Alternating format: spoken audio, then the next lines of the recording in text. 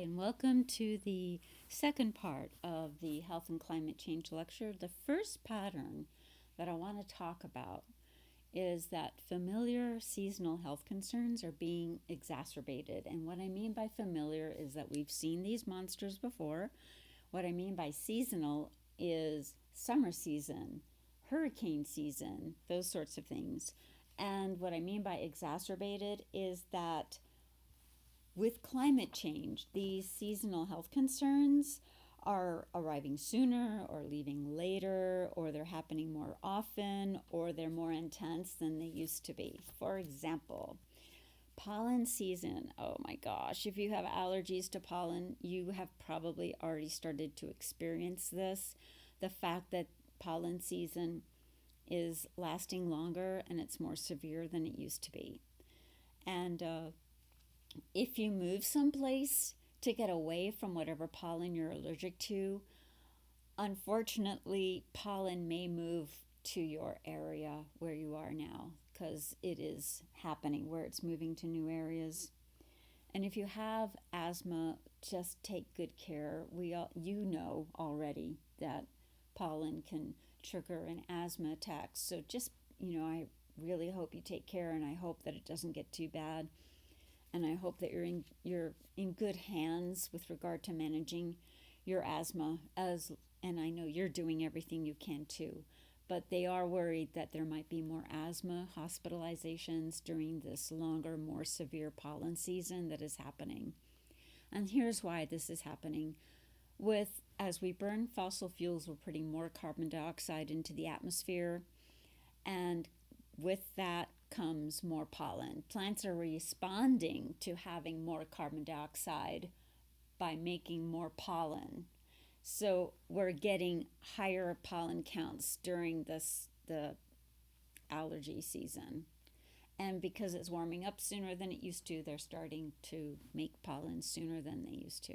It's not fun. I have allergies, so I totally understand. Anyway, mosquito season. If you're anything like me, you can't stand those bloodsuckers.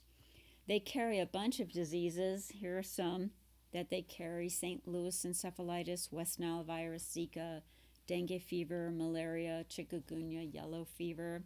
The ones in green there, we are green because we do have a vaccine for those diseases. The malaria one is not as effective as we would like it to be, but we do have one.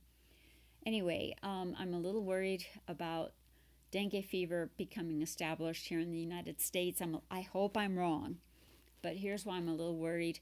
Here's a map from 2025. I just snagged this off the web today, and it shows that there is a space there in Florida where we are getting frequent or continuous risk of dengue fever. So that's not good.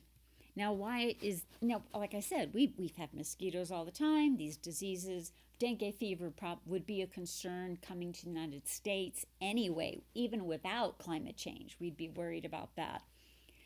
But why am I including it in a climate change lecture? Well, it's because with climate change, we're getting longer summers, which means we're getting a longer mosquito season, and that means a longer disease transmission season. So here we are back at that familiar pattern where it's a familiar health concern, but it's being made worse because of climate change.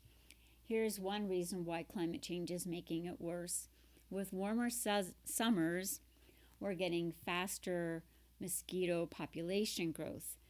The mosquito has a life cycle that goes through a certain number of days to mature and so forth, but when it's hot out, that life cycle speeds up, which means we're getting more mosquitoes because when they reach adulthood and they're reproducing faster than they used to, they're making more mosquitoes than they used to. Warmer temperatures, drought also mean that we're getting faster virus replication inside the mosquito.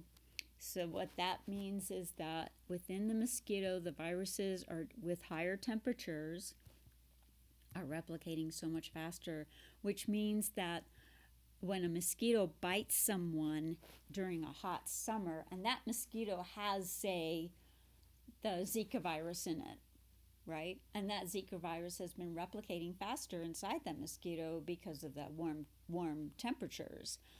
That bite is going to inject a higher number of viruses into the person than it would have if it had been a cooler day. And we're getting more hot days because of climate change than we used to. So that's the pattern. We'd be worried about this anyway, because look at this. Here we have across the United States, many health departments work at controlling mosquitoes, and they have done so for decades.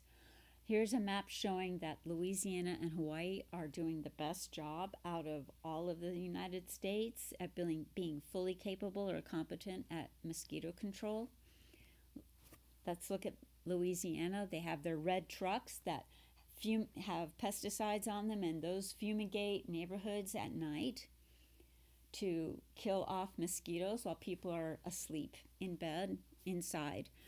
Then, if it's really bad, they have asked the Air Force to come help out. They are looking into using drones for even better coverage of pesticide fumigation.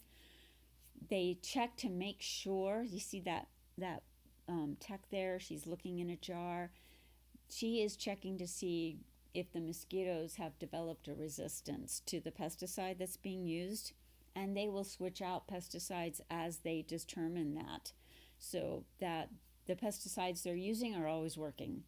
And they also have a great way to notify the public so that the public knows, okay, we don't need to be outside. Like I just snagged this off their website today.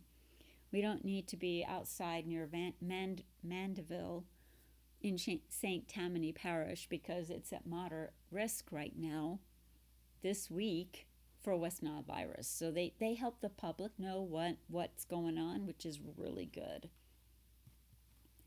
We can do things ourselves. We don't have to wait for the public health department to do things for us. We can make sure we don't have standing water in our backyards or front yards. Mosquitoes can replicate in as little as a teaspoon or tablespoon of water. So if you have a pet, I'm grateful you have a pet to love you. And if you have water outside for that pet, just, during the hot days, just dump it out and change it every, like twice a week, because then you're always ahead of that life cycle, even if it's sped up, the mosquito life cycle. There's a picture of what they look like in the water when they're there. The little larvae, they'll wiggle around. If you ever see that, dump that water out. At the bottom of the slide, you see I have a picture with bad on it and another one with good on it. And what that is I went and I saw a person's homemade rainwater catchment container. That's the one. I'm so sorry. I hope that this person doesn't know I'm talking about them. But I could put my fingers through that mesh. You see that hole there? There's a mesh there and it's got the leaves and stuff on it. That mesh, I could put my fingers through it, which means mosquitoes were getting in and out of that water just fine. It was essentially a mosquito farm. What we want on our rainwater catchment containers is a mesh that's as fine as what we would put on our windows to keep mosquitoes and bugs out of our house.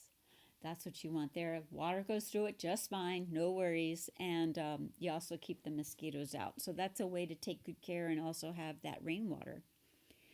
Heat waves are getting worse with climate change. We're getting hotter heat waves that last longer than they used to. Instead of 2 or 3 days, they're lasting a week. They may be lasting 2 weeks. This is a concern when it comes to heat exhaustion and heat stroke.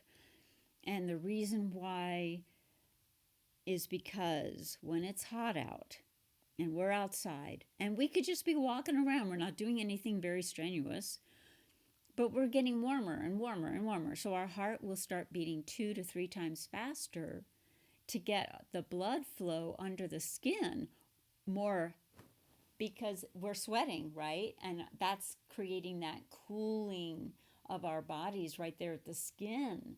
So the heart is pushing blood to being just under there so that it can cool off. And while we're sweating, we're dehydrating. That means the heart might, if we're not drinking water, that heart is trying to beat 2 to 3 times faster with less and less blood volume, right? Because we're sweating our fluids out. So we have to take super good care of ourselves. Another thing to watch out for are our neighbors, because or maybe you yourself are in this situation where you don't have working air conditioning, or you don't have air conditioning at all, and now you're getting heat waves in your community and you never used to, and things are getting, it's like really hard. um, get yourself or keep an eye out for your neighbor, make sure they're okay, because people can get heat stroke and heat exhaustion while they're indoors if the indoor temperature is getting way hot.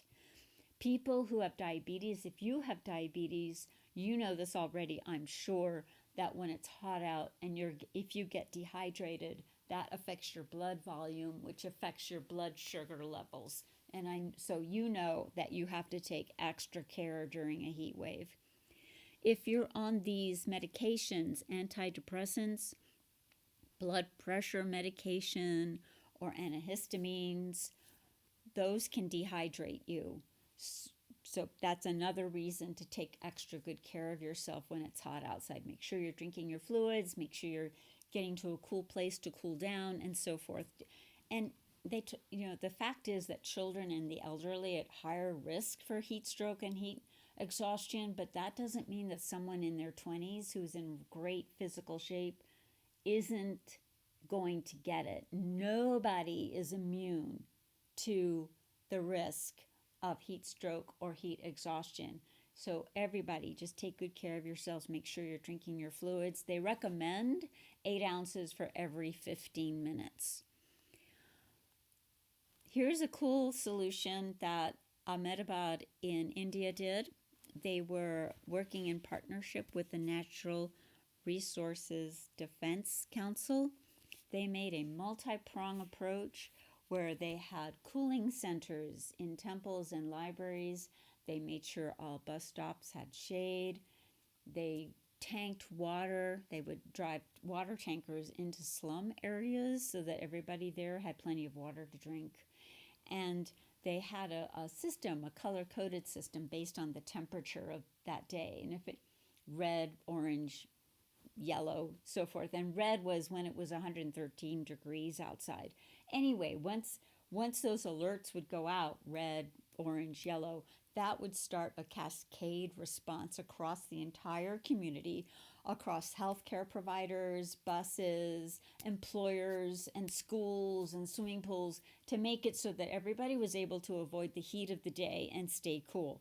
It was and to make sure that healthcare facilities had the electricity they needed to take care of people who did end up in trouble. And here's a picture of the mayor of Ahmedabad contributing to another thing they did, which is in slum neighborhoods, they had white roofs put in, and that helps keep the interior of those buildings cooler than they would be without the white roof.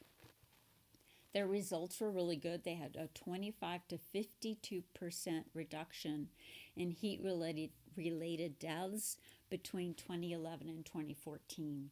And here in the United States, even in your community, you might have noticed things like outdoor workers being scheduled to work early in the morning or after dark, or fun things to do in the evenings when the sun has gone down. So here's an article from the New York Times that talks about how Phoenix, Arizona in the United States is encouraging outdoor work and play when it's cooler. So that's pretty cool. I'd like to end this real quick with just asking you to take one moment to stop and think about one thing you're grateful for that you have today, just to give yourself a little breather.